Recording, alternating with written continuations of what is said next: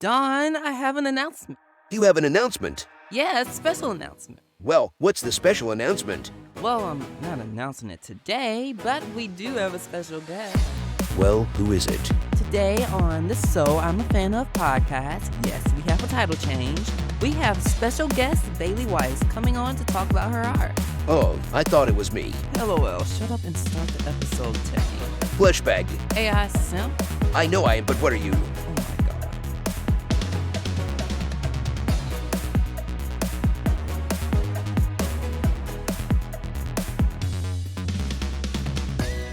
Welcome to the I'm a Fan of podcast, where people from different fandoms come together to share why they love what they love.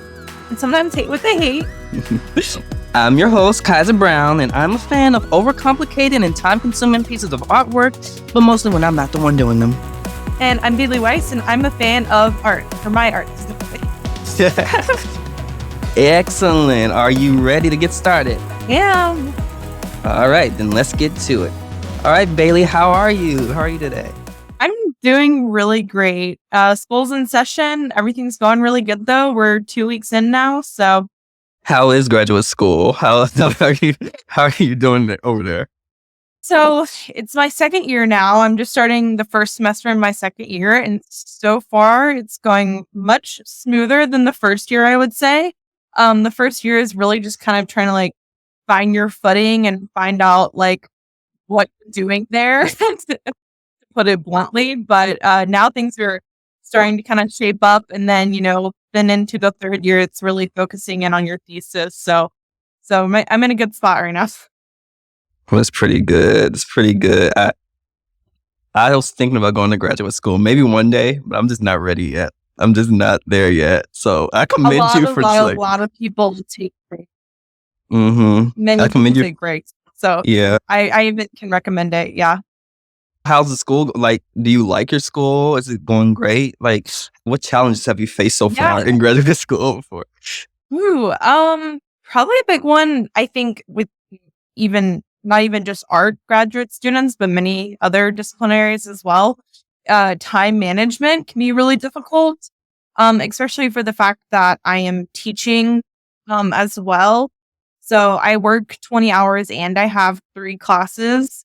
And so trying to handle all those things, and then also figure out when I can work on my artwork. And also I have 2 cats as well, so I have to take care of them. So it's just a lot of balancing your time, and time management is probably the most difficult thing with it. Not really the classes, not really making the artwork. It's really balancing your time. Yeah, I would assume, because graduate school is really hard, especially when it comes to time management, and especially because you have to learn how to teach classes and stuff too. What do you want to do after you graduate? What are you thinking about, or have you thought about that yet? Specifically. So, since I now have been teaching about a full year now, I've taught 2 semesters. I've taught 3 classes total, and now this will be my 4th class that I've taught right now. And so I am honestly enjoying it even more than I thought I was going to. I kind of assumed that I would really enjoy teaching. Without that experience, I didn't really know for sure, but now I pretty much know for sure. I think this is really what I see myself doing long term. So definitely teaching. Right now, of course, I'm teaching in the college level, but I'm not K through 12 as well. So teaching. That's pretty cool. I commend you. I cannot be a teacher. I just. Yeah, not for everyone, but I like. Yeah. So, you just wanted to talk about your art. Specifically, why did you want to come on the podcast today to talk about that? Yeah. So today, what I really wanted to talk about my artwork is because, not even even though I am pursuing it as a career, what I actually really want to talk about is having it as a lifelong thing that I've done. Because although I only took up art seriously in a career within probably the last 5 years or so, but before that I feel I have been making artwork since I was pretty much a toddler. I have this really great photo of me at a table that my parents got me when I was a kid. I was probably maybe 2 or 3 years old in the picture. So I've genuinely been doing artwork since day one. So that's why I want to focus on it. It's just become such an integrated part of not only my career, but also like my at-home life as well. Because even though I am doing, the career aspect of it, the teaching, the higher ed, that kind of thing, I'm also still doing like the hobby art as well. So I'm still doing a lot of like crafting, sewing, learning how to sew clothing, quilts, like making jewelry, like all these kind of like other little smaller like hobby craft type of things. That's really, I think, why I was kind of influenced to talk about that. It's more to it than just, the career aspect of it. Yeah.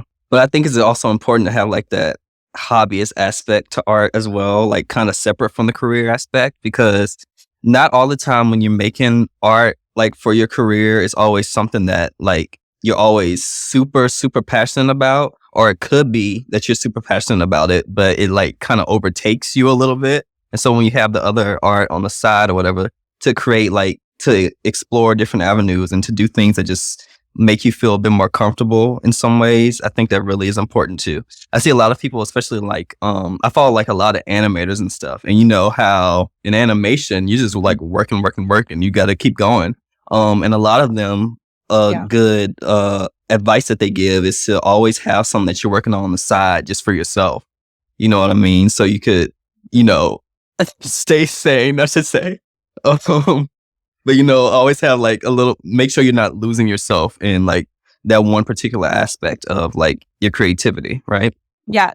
So, because you talked about how you've been doing art all of your life, but like what in particular made you want to be an artist where you said like, this is it. This is really like what I want to do? Yeah. So that's a really great question because I did not start out in the pathway of being an artist career-wise. When I graduated high school, I was doing a lot of like biology, college of biology, and thinking that I was maybe going to go into some type of like medical pathway, because both my parents are in that field. So I was like, well, I'm really interested in science. I really did like it. And so I was like, well, I could probably see myself being, like a nurse. So I went ahead and said, okay, I started out at community college, just taking like general studies classes that were going to be gearing towards like a nurse degree. And I was at community college and I took a painting class because I needed to have an elective. So I was like, well, of course, I'm just going to take, an art class because I had been taking art classes, primary school, middle school, high school. I'd taken it all throughout K through 12. So I was like, yeah, I'll take a painting class. Why not? And of course, I feel like a lot of other artists maybe have this story as well, but I like fell back in love with it. I think there was probably about a year where I really wasn't making a lot of artwork between like graduating high school and then going to college. I just really was not creating. And as soon as I was back in that classroom and like had the tools and resources and the other like artsy people around me, I was like, oh, this is, I could really see myself doing this. And I really fell in love with it again. And also at the time I had just gotten with my partner who is a musician. And so he was in the field of arts pursuing a degree as well. And he was he kind of guided me in saying that this is a possibility. You can pursue this career, like, because at the time, I still feel like there was a lot of like taboo around getting a degree in the arts. And so kind of guided me like, no, this is a legitimate career. And then I was like, I had to go through like and tell my parents like, hey, I think I might change my major. They're like, can you even get a job with that? Like, what are you going to do with that? And so it took a little bit of like convincing for them to kind of like be supportive. But yeah, it really, it just kind of like made sense. It made sense because I told my dad, I was like, I've been doing art my whole life. My dad used to always bring me to like museums and galleries in New Orleans to see art when I was a kid. And so I was like, how did you not think that I would eventually end up in the art world?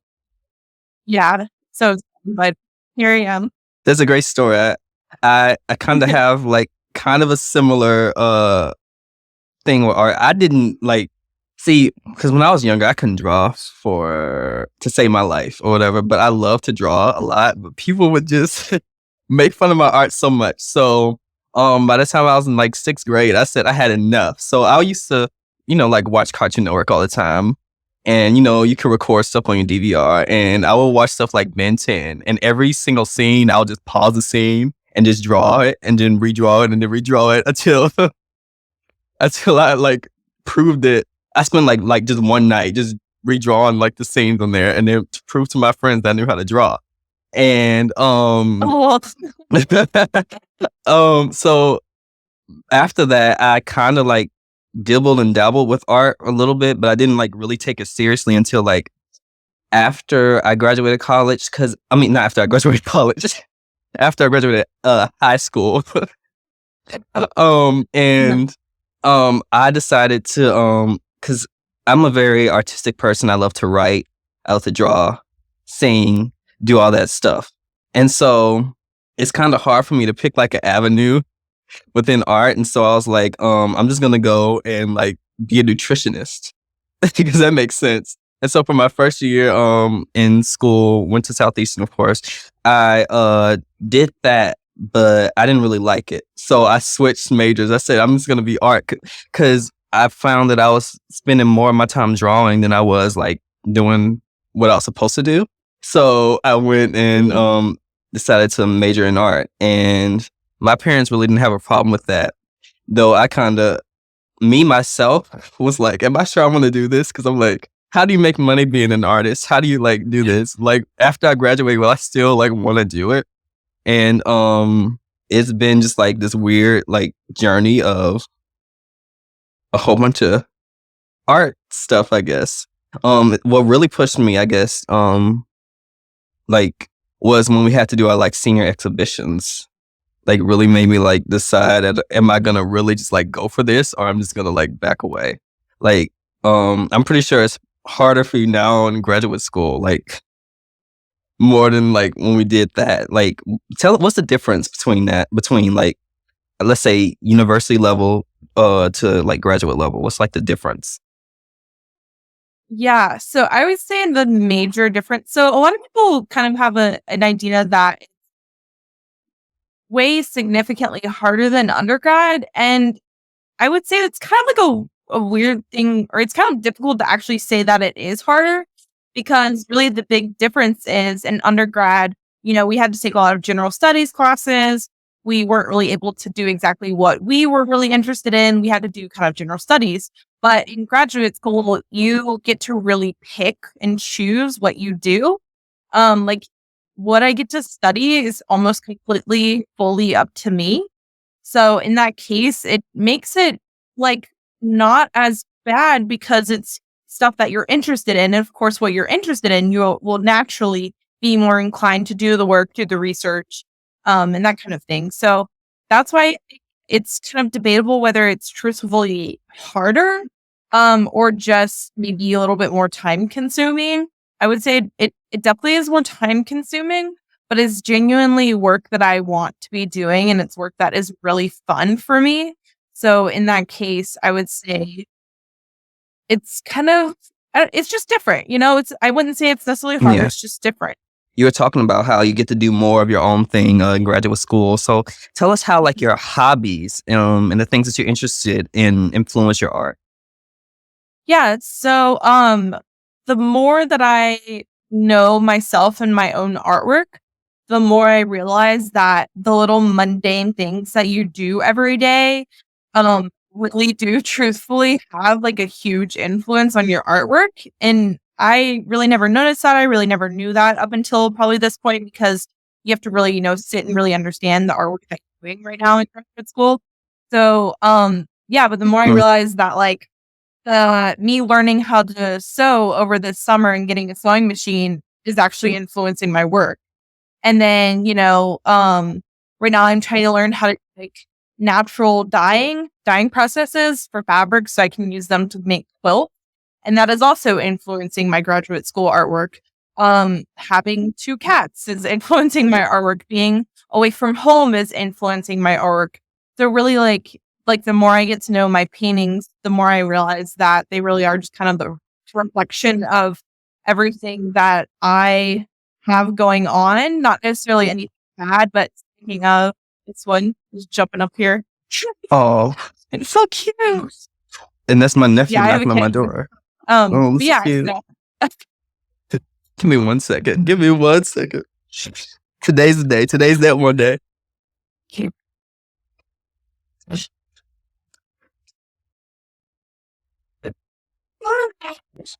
How has your art actually changed you as a person? I want to say, especially like how, like with what's been like your evolution as an artist and things like that. Like, how's it changed you? Yeah. Good question as well. So, um, changed me. I think it hasn't necessarily like changed who I am personality wise, but it's able to make me grow in a way that I think without artwork being in my life, I wouldn't have. So it's really been able to make me a lot more like introspective and a lot more self reflective of like what I am doing in my life.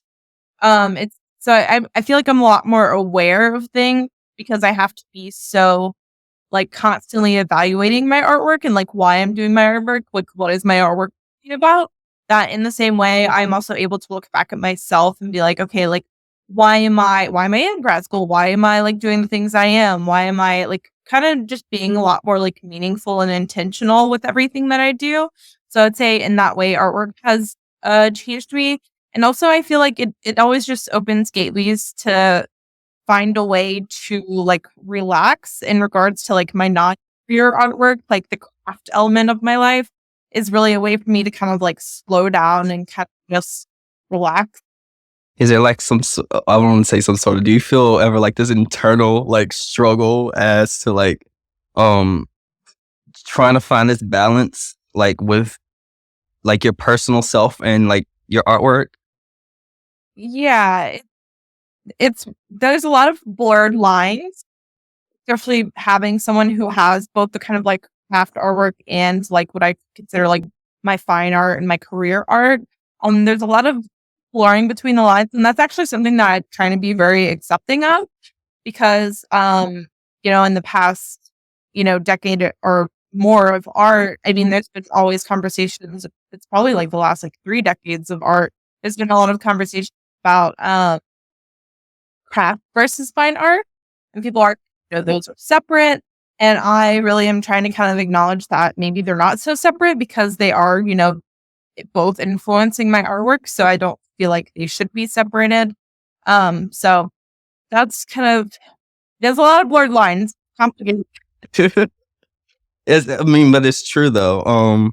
The art world is really, I don't want to say it's weird, but like looking through like the evolution of art history, like it's funny how many things that we consider art now weren't considered art, and how things like, it's kind of like fashion also too, like things that like weren't like, considered this are now considered that, but then they also were considered this at one point and then they're not anymore, and then it always just comes back. It's like this like revolving door of just like, I don't want to say trends, but you get what I mean, right? Just like, no, I feel like even trends could be a word to put for it because everything's always cycling back around somewhere or another. The lines are always very blurred. So yeah, that's definitely a really great way to put it. Mm-hmm. So like with the art that you're making now, like who are your like favorite artistic influences? Who are you paying attention to like right now? So within the last year or so, or half a year or so, I've been looking at a lot of this artist named Terry Winters. So he's a painter and he does a lot of like biomorphic type biology based pieces. So he pulls a lot of his marks that he makes on his canvas from, like biological references. And that I got really invested in because being outdoors and playing around in nature was also something that kind of influenced a lot of my early childhood artwork, like playing in the mud, playing with sticks, like, making mud paintings, like that kind of thing. Yeah. And so finding an artist who kind of reconnected painting and fine arts with the natural world was something that was really, really interesting to me. And I am still within that realm of working. I'm working with, glowing plant materials on paintings, painting on top of them. Like I said, I was doing natural dyes, using like kitchen food scraps to dye pieces of fabric. So really trying to kind of get back in tune with like my childhood and that kind of way of making. That's really been a big reoccurring theme recently. So feel like every artist kind of goes through that, like going back to your childhood too. Because I feel like, especially like with trained artists, you're trained to like think a specific way. And so like once you get like to that, you get to a certain point to where you're like, was it really that I want to do? Or like it's hard to explain, but like, where's that like basis, like where I started from? How can I kind of get back to that? Because I feel like when we create art, sometimes we get a bit technical with it. And of course there's like this technical side to it. But oftentimes, especially when artists evolve, especially looking like art history, you see artists going back to like their beginning stages in a way. But like now that they have the knowledge that they have, they kind of try to like intertwine them. In a lot of ways, I'm trying, as an artist myself, I'm trying to figure out how can I get back to like experience. Like when I was younger, of course I couldn't draw very well, but how can I get back to the, like that joy that I had creating that like type of art that I did, and bring that into the art that I have now. And I feel like that's really challenging. Like, what about you? Do you find that to be like challenging, trying to find that? Yeah, I definitely do. And I think a lot of other artists would also agree with us on that. Because I feel like there's so many, like even super famous artists who, like their later life artwork almost kind of started to look very childlike because they were trying to figure out how to get back to that. Because I think it's like the idea of like uninfluenced and like uncorrupted, pure, just like art making that a lot of us kind of like wish we could get back to. Because like when I was a kid, I didn't even consider that I was making art. I was just making. I wasn't like, oh, this is art, this is a painting, this is this. I was just throwing things together and just enjoying the process of doing things with my hands and creating. But now it's so structured. And I feel like I have to write a story about each piece, and like everything has to be so influenced by 50 different things. And while all those things are very relevant and it really helps the artwork, it's also just a next level type of like cathartic feeling to be able to make without any of that going on. So, Yeah. Do you ever think that sometimes trying to get back to that, like that childlike nature, we often end up overthinking that as well too? I feel like we do that. Definitely. Trying to get back. I remember. I believe it was like my junior year. No, it was my senior year. It was the senior year because we were in the like senior exhibition thing. I took printmaking, and I hated that class for a couple of reasons, but mostly because I was at the point to where like we were working on a project for so much to the point where I just want to make something that I really don't like want to overthink too much. But the problem with like, and people might get me, but I don't care. The problem with like art school, sometimes we're always trying to find like, what's this reference here? What's this inspired by? What made you want to do this, that, and the other? And I was like, I just made this crap because I thought it was cute. So Yeah. I would get like, I wouldn't say get in trouble, but like my grades in printmaking were just like very average, I'll say. Like, and it made me so upset because I also wasn't like the best at printmaking. And so out of like the entire class, I was like the one person in there that would like spend all my hours, like when I'm not like doing my senior work, I'm in here trying to learn how to do this. You can probably remember because you used to be like a lab monitor, and I used to be in there all the time, and it used to get on my nerves. And so I would spend all this time like doing all this stuff, and then I come out like with a C or whatever. I said, I hate this class anyway, so I'm just gonna. At one point, I just like, I'm gonna make what I'm going to make anyway. You're either gonna like it or you're not. Yeah, I would say like in regards to that topic, that there actually is a little bit of what feels like a resurgence that I'm seeing among my peers in grad school, that like we are so kind of overwhelmed with the constant thinking about our artwork that we're actually, I see a lot of people just trying to go back to just enjoying the making and the crafting and the doing versus the thinking, because thinking can be exhausting, be able to think about your art that way over and over. Because you remember like critiques were always like very tiring, and like afterwards like, oh, go take a nap because we're doing so much like critical thinking. And so I've seen a little bit, this is like a conversation that me and my peers have quite often about like, we're trying to kind of fight back a little bit of people being so in that idea of like hyper conceptual artwork, like hyper having these big long stories, these big long backgrounds, like all these influences for their artwork. So there are artists out there currently who are like kind of trying to go against that notion a little bit. But I think, I mean, of course, like most things, I feel like there probably will be some type of happy middle ground that we can find between the conceptual, like the just kind of like mindless, intuitive making. But yeah, there's lots of conversations about it. Yeah, in my opinion, I feel like you need a balance because I feel like thinking is very important, right? But also having just like being creative without having to do all that thinking. I think sometimes you get your best ideas by just creating, and then all of a sudden, you might, find something that matters to you, and you want to like go and delve into that more. I think, and a lot of times, because you pay attention to kids.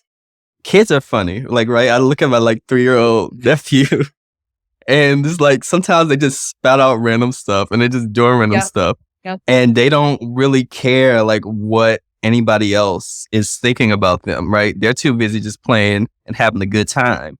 And I feel like we need to kind of bring that back into like the wider art world a bit. And I think that's changing. But just having that moment to where you're just doing something just to do it. And then oftentimes the ideas come from that. That's how I view it, at least me. But I don't know what I'm talking about. I feel the same. Yeah, I really do. We can learn a lot from kids.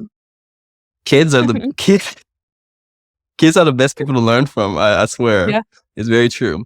So, what has been like your favorite works of art to work on for yourself, like that you're working on right now?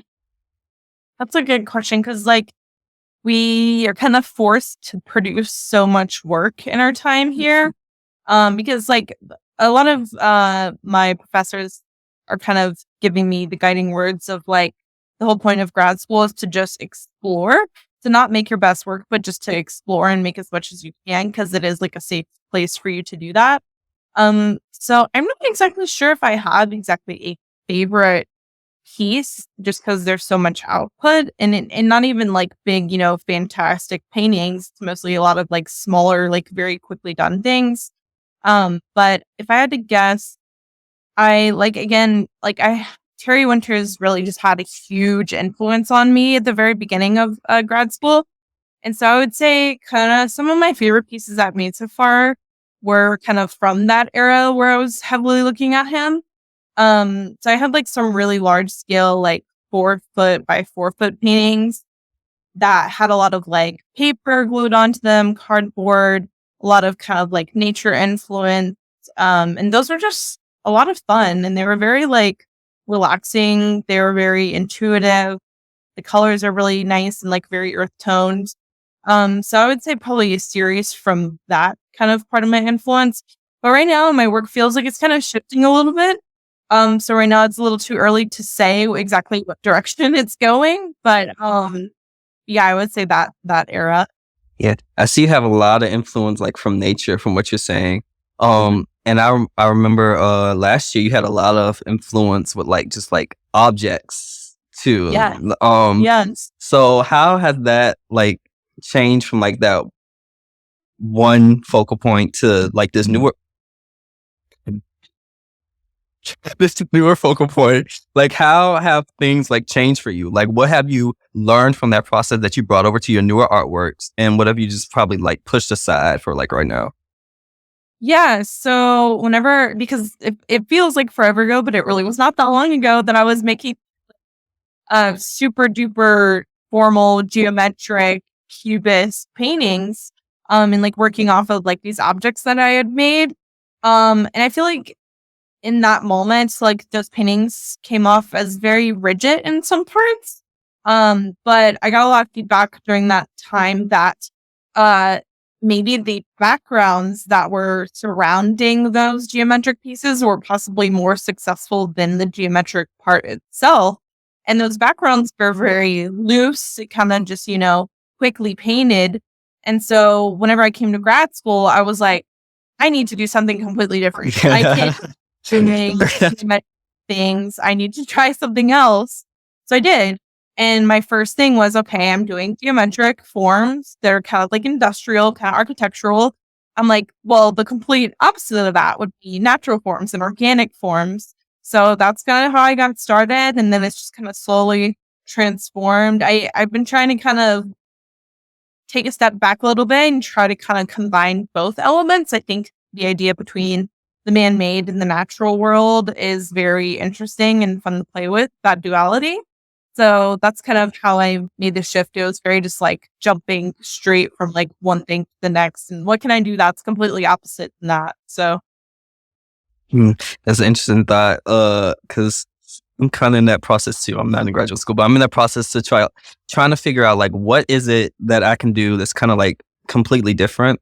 Because me, I was doing a whole bunch of because I love to do portraits, right? But see, my portraits are very they're not very like the most realistic portraits because I'm not like the biggest fan of like realism. And I was wondering like what can I do to challenge myself more as an artist and figure out how I can create something that's new and different. I'm still in the process of trying to figure that out. And it's kind of hard if I'm being honest. It's pretty hard because it's also because when you're doing art, I think when you try new things, you're also discovering like new parts of yourself and new parts. You're trying to find ways that challenge you, and it doesn't just challenge your artwork, right? It challenges you as like an individual too. Like, I feel like that's kind of the most.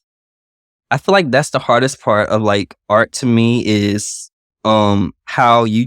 And it's also the most exciting part. Like the more you change as an individual, the more your interests change and the more you want to challenge yourself in different areas. And it's kind of trying to find that balance of the things that you like versus the things that you may not be very fond of and trying to like still explore those avenues, if that makes sense. So like, how's that been for you? Like just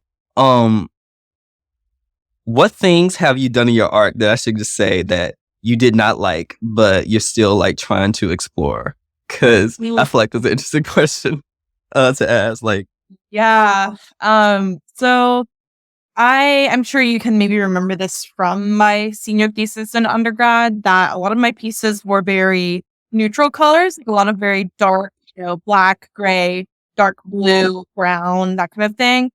And even now to this day, it is still a little bit of a struggle for me to kind of get outside those color palettes that I'm so used to and love so much. Last semester, I had a really great professor of mine who challenged me to do a painting that was not in earthy or neutral colors. He was like, you just have to do one painting, just try it, see if you can do it, because even if you absolutely hate it, it will probably still end up making your work progress in the future. And I won't lie, I think it actually genuinely did help as much as it was probably the most uncomfortable assignment that I had done in grad school thus far. So even though it's like, maybe you just throw it away afterwards. Maybe you do a whole piece and it's like you hate it so much that you're like, this is irrelevant. This is a stupid assignment. I shouldn't have done that. But then, in a month or two, whenever you realize that your artwork is actually shifting a little bit and you're like, wow, okay, I think I'm actually painting slightly more colorful because I was so outside of my comfort zone in that moment that it's like, just inched a little bit closer to being more comfortable with those things. And then that way you're able to kind of just see it come into your artwork without you even really thinking about it. So yeah, some little challenges. And I mean, that being said, I don't think that is necessarily the way that you have to do it. You don't have to completely just, I didn't have to just do a whole painting that was super rainbow colorful. I tell my students when they're working on their projects, like, what can you do that is like a different, like a percentage up, like 10% up, like of a challenge than what you were already doing? Like, how could you challenge yourself to make this piece about 10% better, quote unquote, or 10% more of a challenge for you? And then you're like, okay, well, that's too easy. Let's do 20%. Like, how does that feel? Does that seem like it's doable? So there's also the route to do that as well.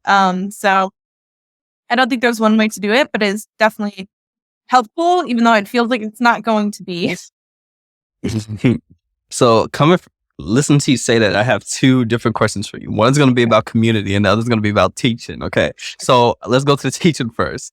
What is the most challenging aspect of teaching these students, and what is also like what's the most positive thing you've been able to take from it? Yeah, so I think the most difficult thing is kind of trying to get back to my roots and remembering when I was in that position, because mostly the level that I teach is a lot of freshmen who just graduated from high school. So a lot of them aren't coming in with really any type of formal art background. Like some do, some have taken art classes, but some haven't. So having to kind of like reach back and think back of like assignments that I was doing when I was in that moment and kind of trying to relive when I was in that space and I didn't know the things that I do now. And it's a little bit of a challenge to kind of put what you know behind you and to be able to really sit with each person individually, because I have classes of about 18 to 20 students. So to really sit with them individually and to be able to curate, a personal teaching experience for each student. And I feel like starting off, it can be really difficult to do that and be so personalized for each one because everyone knows different things. Everyone has different skill levels. But it's got a lot easier. But I would say initially that's kind of what the most difficult thing was. And then what was the second part of the question? Like the most positive thing that you took so far from teaching class? Most positive thing. So whenever I was not teaching, before I never taught, I'd always heard the professors do what they do because they learn so much from their students. And I was like, when I was in undergrad, that didn't make a whole lot of sense to me. I'm like, my professor tell me like, I do what I do because I'm learning so much. It's influencing my artwork. And I didn't really believe them. I didn't really understand because I'm like, I'm still learning. This doesn't make a whole lot of sense. How can my work and you? Yeah. And so, but now that I'm in that position, because even though I am, technically superior to them, I am their teacher. In reality, most of those people in that room know things that I don't know. They know things about materials that I don't know. So being able to work one-on-one with people like that and other artists like that, no matter like what level they're at, has been just truthfully extremely rewarding. And now like I can look back at my professors from undergrad and like I feel like I understand them a lot more and understand some of the things they said that at the time I probably had no clue what the heck they were talking about. So yeah, just being able to learn from my students has really been the most positive thing. Wow. So have they forced you to be a bit more creative and experimental in your artwork? Yeah, I think they have, because like part of the class I teach in foundations, and part of foundations is you're really trying to push their creativity. Like their whole thing is how can we explore materials and explore ideas they have not ever tried before, and giving them a safe space where they're able to do that. And so me pushing that on them over and over, I feel like it's kind of ingraining into my head as well that I don't need to be stuck on one thing, because as artists can do sometimes we get stuck in what's comfortable. So like I'm comfortable with oil painting, okay, what can I do that's outside of my comfort zone? I preach this to my kids. How can I implement this in my own practice? So that's been good. Mhm. So how has the overall community influenced you as an artist too? From the teachers to the students to your peers, the overall community, how's that influenced you as an artist, and how has it made you a better artist? Yeah, so community is really truthfully when I tell people why I wanted to stay within arts is because the community is so strong, whether that's, at a size like Southeastern, like not a very giant program, but the community was there. The community was the reason why we all did it. But now being at a university, that's actually one of the largest undergrad foundation program, largest art foundation program, like almost in the United States.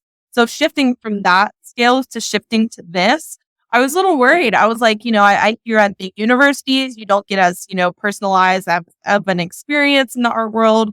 It's, everyone's too spread out, like that kind of thing. You don't get as much one-on-ones, but truthfully, I find that the community actually is still just as strong and just as relevant, if not even more fun because there's more people that I get to interact with. But now I get not only the community of like just me one-on-one with my students, I also get the community of my professors. I get the community of the other grad school and other grad students. So it's like that is the number one reason why I do what I do. Even though like artwork, you would think that would be the one reason, but really I feel like the community is the number one reason for me personally. And I mean, it influences my artwork because I get to talk to these people who, again, they're people who are in education. They're people who are in higher ed. They're graduate students. They just know so much that you could probably talk to someone for like 3 years and you still will never know enough all the information that they know. Mm-hmm. So, it's definitely, I know so many new processes. I know so many new materials. I know just so many new things now just because of the community alone. So yeah, it's great. So what do you do like when you feel stuck in your art? Like when you feel like there's like nowhere else to go, you're all fresh out ideas, your brain is just mush, but you still like want to create something. Like what do you do in order to like get back into that headspace? Yeah. So, and this is definitely like a kind of personalized question because I know most artists will have completely different answers. But what I do, and this could be being, a painting background, but when I'm feeling really stuck, and this does happen, even me being in a grad school, like this happens to all artists, no matter how high up you are, how experienced you are, how old you are, you will feel stuck sometimes. And my go-to is it sometimes it feels like the end of the world. Sometimes it's like, oh my gosh, I'm never gonna make art again, like something like that. But my go-to personally is to find new artists that I think are really interesting, that I really like their work. Maybe it's this color that they use that I think is really interesting. Maybe I thought it was really interesting that they did like embroidery on the canvas, that kind of thing. I look for new artists and I look for new inspiration that way. And usually that hopefully can be enough to kind of push me to want to get back into the studio and try something out, because that's what is really fun for me, is to be able to try new things, to try things out that I hadn't thought of before. And that could be, like I said, doing something really big, or it also could just be slightly changing one little teeny tiny mark in a painting. And maybe that's enough in me in there and to hopefully get me like making something. But that's how I do it. I know it is a very like personalized thing for each artist. But that's my go-to. Mm. So, wait a second. Looking at your artwork now, like what's one thing that you really want to focus on? Focus on learning more about, and experimenting with in your art, like right now that you're really like, especially in this semester of school or whatever. Yeah. So, talking about the process of artwork, I think me and you both can agree that we were both very process-based artists. We were very like the doing, the making versus the making and the explaining. So now moving forward, because I do have to write a thesis and create a thesis again, within about 2 years or a year and a half. So it's too far away. I have to really start thinking about it now. So one thing that I really kind of want to focus on is focusing a little bit on the research. Like, even though I am quite, interested in the process, I've started kind of looking at books that are trying to kind of talk about subject matter that I think I want to talk about. And what I think I want to talk about thesis wise is possibly the idea of, craft versus fine art. This is something that I've kind of suddenly got very, very interested in. Just because I never really made the connection. Because, in my head when I was younger, I'm like, art is art. What do you mean? There's no difference between craft versus fine art, but there, in the gallery world and then the museum world, technically there is, that difference. So that's kind of what I want to talk about. And especially in relating to oil painting, because, when you think of traditional oil painting, you think of, old white bald guys. No, like only, I mean, I'm serious. That was predominantly what was in the painting world. And they were very, especially in the 20th century, they are very anti-beauty. They did not want beautiful paintings. They did not want aesthetic paintings. They didn't want any of that. And I, being a woman, being in this field, I'm like, why can't I paint a flower? Why is grandma's painting of a flower not considered artwork? But if I painted a flower and I have the schooling in the background that I do, would be considered fine artwork. So that's the thing I'm very passionate about right now. So I'm doing some research and reading about different things to try to influence my work. So what I'm trying to do is research. Yeah. So final answer. You make me want to read your thesis now. Like, wait. We're in the very early parts. Yeah, I know. You need to tell me more about these white men. Tell me about grandma, stuff like that. Just go all in, right? Passionate about it. That's great because I feel like the best art comes from when you're like really passionate. So what have you learned so far about like writing a thesis? Like see, I know you're in the beginning stages, but what has been the most challenging aspect of writing it besides the fact that you're gonna have to like start it? Yeah, so part of the way that the thesis works here is we have to pick a committee. So we have to pick like a board of people who serve us along the next part of our journey into writing our thesis and creating the artwork for the thesis and that kind of thing. So I would say the most challenging is being able to pick those people because it feels like such a big, scary decision. Because that's currently what I'm having to do right now is picking my people. Because like this person is going to serve to be the person to help me formulate, this next part of my career in my grad school time here. So it's a lot. And I just picked a chair, which is great. Now I have to pick 2 other people. And then we have an option of having 5. So and being at a bigger school does make it a little bit more difficult, but yeah, kind of it's a little intimidating. But that's kind of at the moment, that's what I'm being challenged with my thesis. But really, I don't have to really actually super hyper focus on it until probably, next semester into next year. So right now I'm just trying to start kind of getting ideas formulated, start trying to kind of find resources. And also finding resources, I think will probably be something that'll be challenging as well. I mean, I've taken, library science studies and that kind of thing to kind of get to know how to do research, how to find sources. So that's also kind of a learned skill as well. But there's a lot of things to it. I might have a better answer, maybe next year when things are really kind of when you graduate, when you write your thesis, I'm gonna have you come straight back here. I would be happy I'm like, to. you're coming on here. You're gonna tell us everything. But I want to ask you personally, what's your favorite thing about making art? It's like the thing that just like gets you up every day. Well, not every day. Maybe every day. I don't know you, but so yeah. But my favorite thing is literally just the actual creating of the piece itself. And that sounds kind of broad, but so my dad always makes fun of me about this because I will make stuff, and this isn't necessarily my paintings. This isn't necessarily like my career art, quote unquote.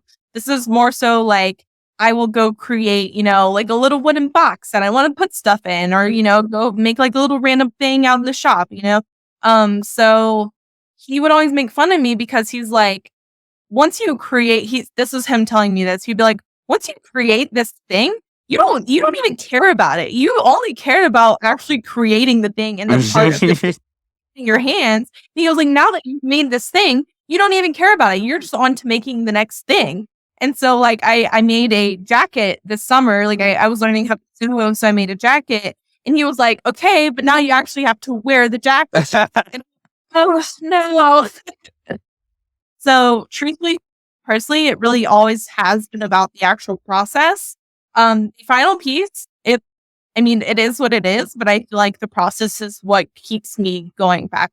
So I feel like I can relate so much to that. Especially just like just going to create. Me being a creative person though, I'm not always just like, when I consider art, I consider everything I do art. So like me, like this podcast is one thing. This has been challenging me so much. But like writing and because I love to write. I'm getting into writing music and stuff as well too, and just like doing a whole bunch of stuff. I'm the type of person who starts creating something and then I go to the next thing. And sometimes do you ever have the problem where you like starting on something but you don't finish it and then you go to something else and then you're like, wait, I was working on that. I forgot all about that. Then you can go back to that and you just like switching back and forth through like a whole bunch of stuff. Oh, yes. Yes. I firmly believe that for a lot of people, that is actually part of the creative process. Yeah. Because I'll paint something and I'm like, I don't really like this. And then I'll just do something else and I'll completely forget about it, you know? And half the time, I mean, there's been so many canvases that I've stretched or bought and like actually never even finished what was on them. And I think that is a part of the process. I think you kind of have those unfinished and the kind of like things that you're like, maybe going to pursue, but then finish. I think those are all like very valid artworks of their own in some type of way. So I mean, I would be a little scared of someone who like every time they started an art piece, they finish that thing every single They finish time. it, yeah. Yeah. Mm-hmm. So I think it's totally valid. It's part of the process. I mean, who knows? Maybe sometimes you even like find those, half done things and you're like, wait, this is actually really interesting. Maybe there's something to it. So yeah. Oftentimes I find when you do that, you end up creating something completely different from when you first started working on it. My habit is like starting and creating something and like I don't like it, and then all of a sudden I scratch the whole thing out and then create something extremely different. I feel like every artist does that, but just like sometimes it's just like they don't do that when lying. Yeah, you're right. It's the frustration that gets to you. Like that's the like you be creative, and I'm like being a creative is like the things that come with that. Especially a lot of that is just like frustration. That's like how a lot of artists just like create the whole thing. It's just like I was working on this and it was supposed to be this, but then all of a sudden I didn't like it anymore. So I tore it in half, and then I saw how it looked, and I was like, wow. Yeah, like see, part of the process, definitely. Yeah. And me as someone that's looking from the outside and as an artist, part of me is like, you're crazy. But then the other part is like, I love that for you. Like I love when people like when that's just like is the best part of creating art for me. But I have two more questions for you.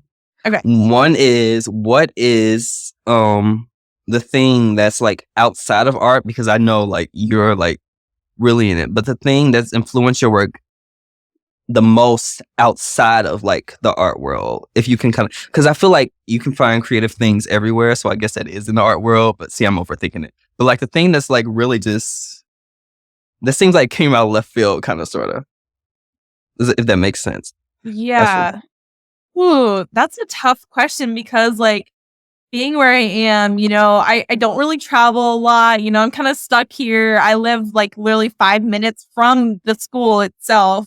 I'm very like really ingrained in it. All the people I'm friends with are usually the other grads.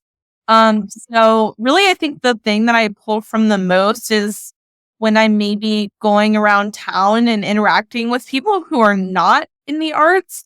Because the funniest thing, like if you've ever had someone who's like not, in the arts, has been to art school, that kind of thing, talk about your artwork, the way they talk about the artwork is so interesting. And it's actually, a lot of times I find is very helpful, like in the way that they talk, because sometimes it's very simple, but sometimes they see things in such a completely different way that you thought of before. So being able to interact with people outside of the artwork, like just random, locals here, like not even specifically talking about artwork, but just kind of chatting with people, like when I'm going to the store, when I'm at the Goodwill, like looking for little things here and there. That really, I think, is probably the other source of influence other than like, what I'm actually seeking, artwork, like seeking nature, seeking supplies, that kind of thing. When I'm not seeking for the artwork, it's usually just, the kind of like people that I talk to outside of it.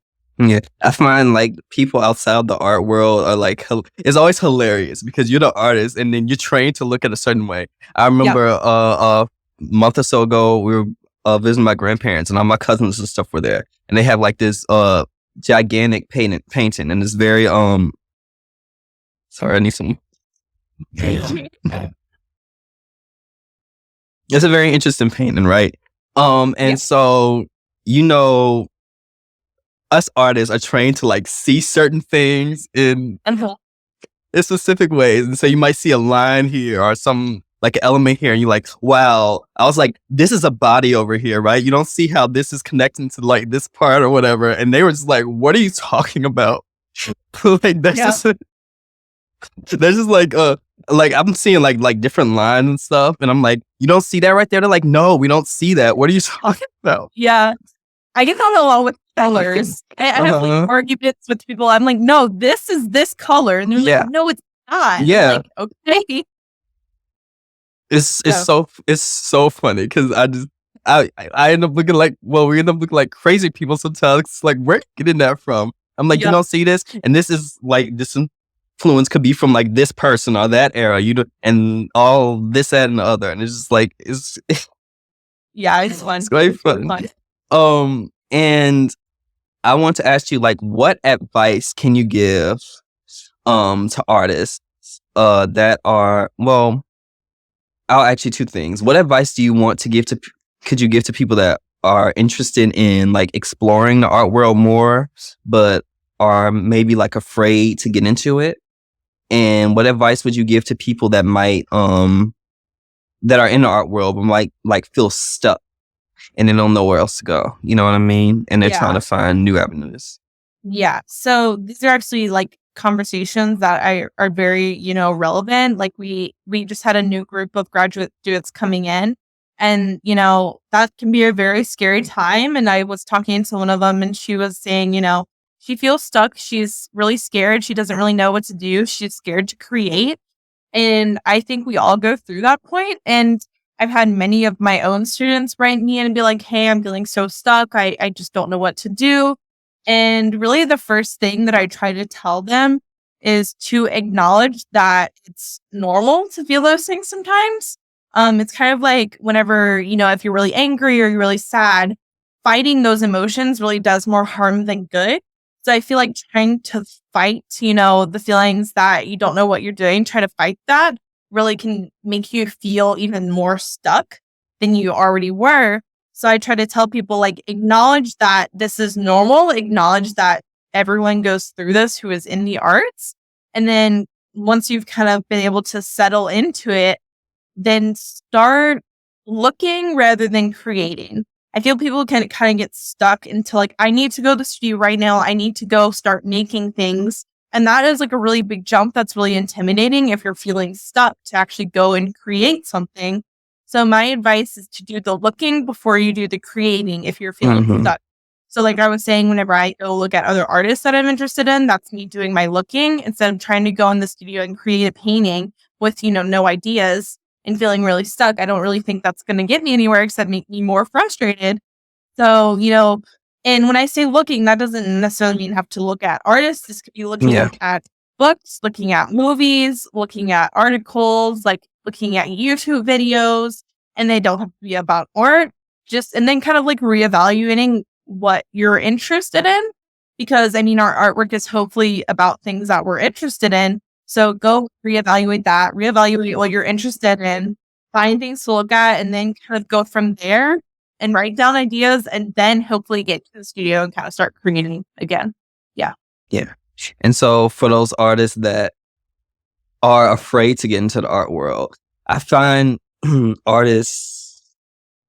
I feel like people that like are interested in art but never came into the world are often more afraid of their art like looking bad or, not being a specific like level.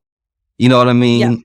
Yeah. When art in particular, when you learn more and more about it, you learn that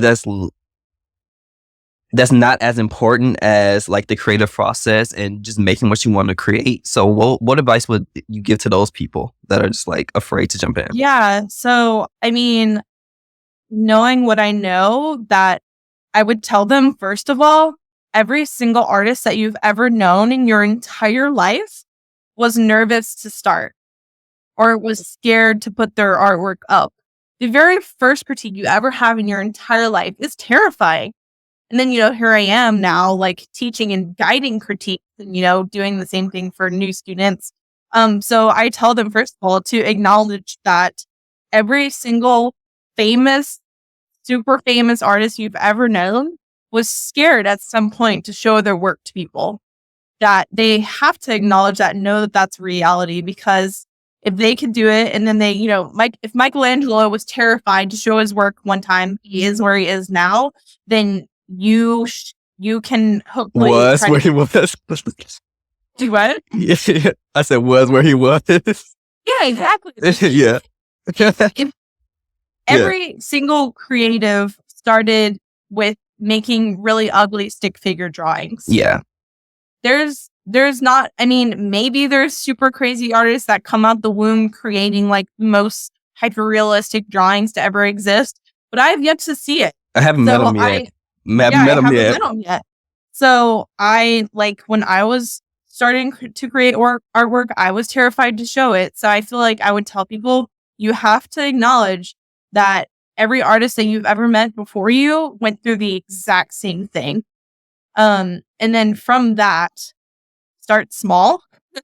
You don't have to immediately get into art school and start showing, a whole class of 20 people your artwork. Whenever I'm teaching, their first critique, I don't even do it a formal critiquing method. I don't make them put it all up on the wall. I don't make them everyone sit down and talk about it.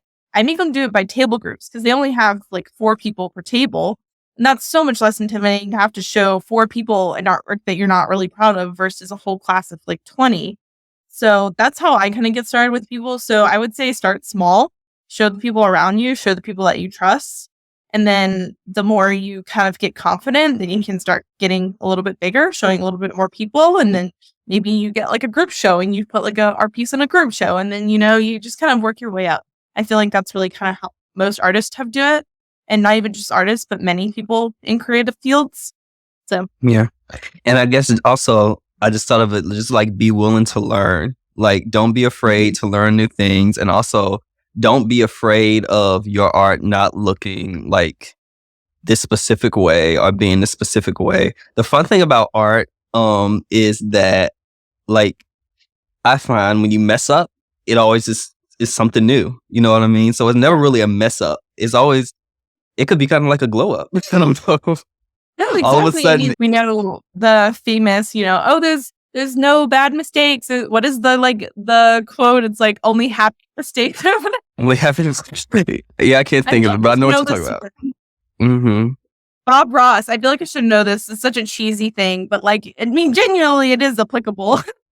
So even though it's funny, but there are no mistakes. Yeah. Yeah. That's in all forms of art. I feel like people are just usually just scared, and I can relate to that though. Coming into the art community or whatever, especially coming to college, you will hear all these stories of people I've been doing art my entire life, and I came from this, and my family was creative, and blah blah blah blah blah. And I'm I drew this in high school, and I said this is cool. And the thing about that is you'll have people come in, right? And they were making art their whole life. Mm-hmm. They're classically trained. They have, their parents were artists, all this stuff. And then you can have a student who comes in and it's their first art class of their whole life. And they can make art that is quote unquote better than that artist who has all that background. Because art is so subjective that honestly, it's really hard to even tell, being a teacher, it's hard to tell someone who, oh, this is good art, this is bad art. That's such a, art's subjective. So it's really difficult to kind of make those types of formalities. But that being said, anyone can be an artist. Anything can be art if you can defend it. So yeah. Yeah. I just feel like art's for people who are nervous, art is supposed to be fun. So just have the most fun and what I mean by fun, what I'm trying to say is, because it can be frustrating, right? It can be annoying.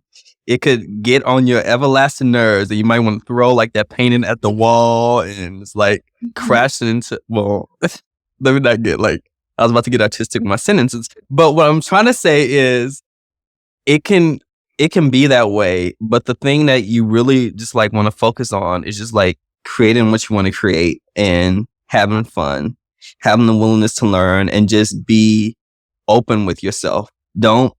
Don't put so many standards upon yourself to where you feel like you have to reach like a certain. Don't try to be like Michelangelo. You know what I'm trying to say? This makes what I'm trying to say. Yeah. Oh No, I'm setting realistic and achievable goals is always great, especially in the art. Yeah. And just have fun with it. Have fun, because the best art comes from when you're. And what I mean by the best art, because when you're an artist, your best pieces that you feel are your best aren't always going to be the best pieces that other people you might feel are your best. But like, just always create what you feel is like best for yourself. You know what I mean? Because that's where the beauty just comes from it, I guess. 100%. Me trying to sound wise, but it's not coming out right. But yeah. I agree with you. Yeah. So thank you for joining me on the podcast. This episode. How's it been so far for you? It's been great. I had a really great experience. You had really great questions. It was super fun. Thank you. I came up with them this afternoon because I forgot.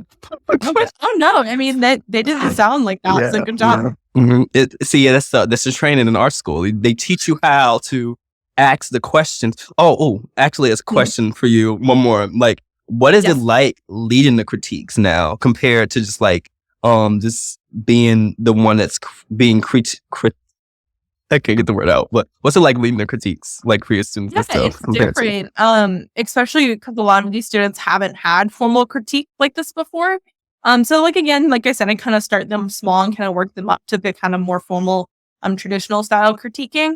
But it kind of starts out of like I have to tell them, okay, guys, we got to say more than just we like it. Okay, I know that we a little bit more than that. So that's how it starts. And some of them aren't always like that. Usually some students come in with the ability to kind of like go ahead and just kind of straight like whip out some really amazing critique stuff. But sometimes people are just like, oh, I love it. It looks fantastic. And I'm like, yes, let's acknowledge that, but let's, find, because there's so much more to it. There's so many things we can talk about. So it is sometimes a little bit of like, pulling teeth to try to get them to like, to speak. But once we kind of get things going, it rolls pretty smoothly. So, but again, the group depends on the people that are in there at the time. But it's fun to kind of have to like teach the basics again, because teaching the basics always kind of like, being able to go over it over and over again, like how to critique, how to talk about artwork is always beneficial to me in the long run also. So it's. Yeah, because it reminds you of what you might have forgotten stuff too. Yeah. Yep.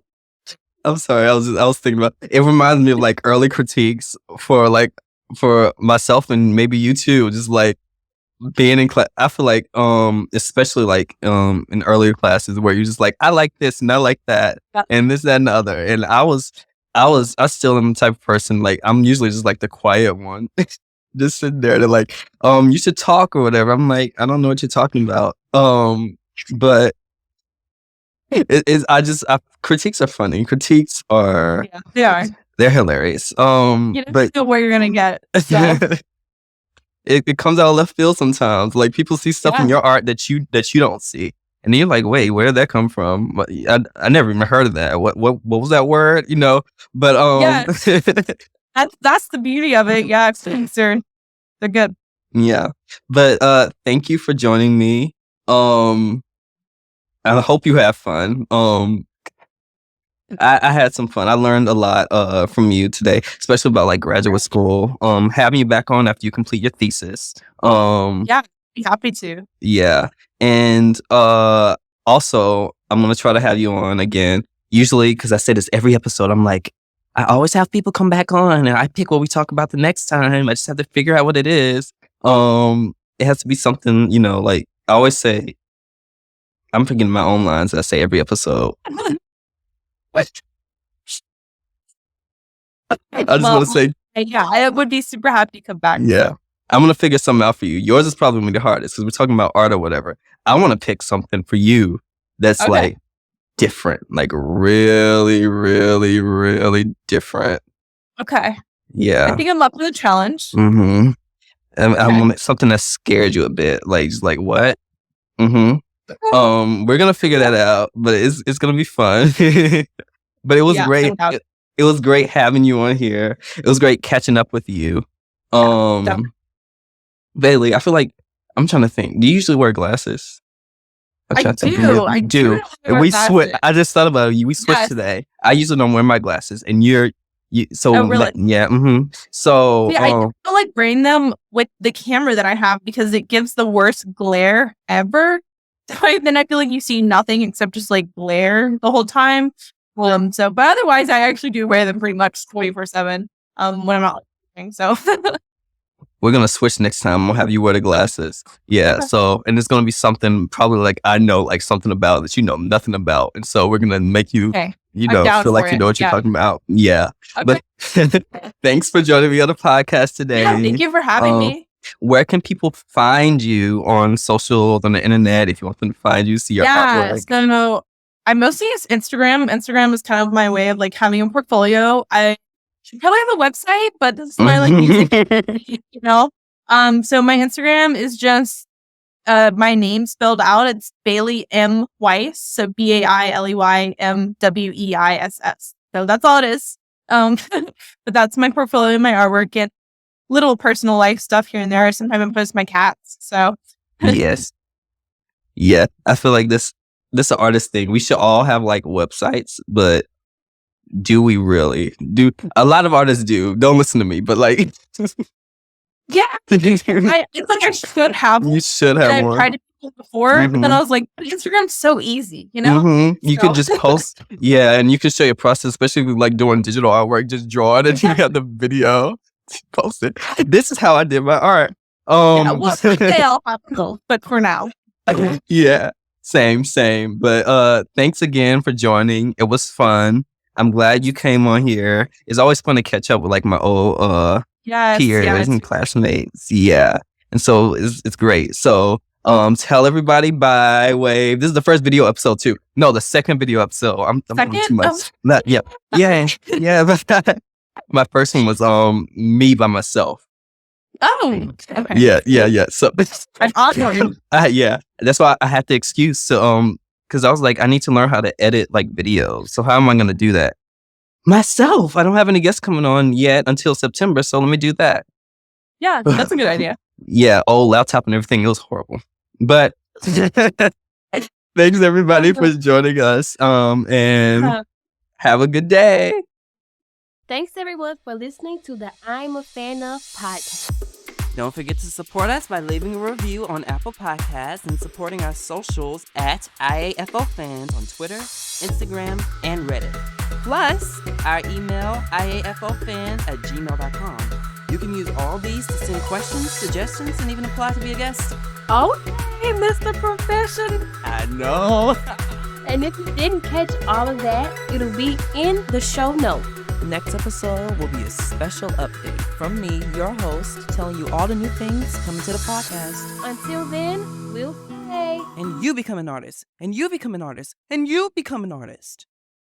Look, I couldn't think of anything to say. Just give me a break.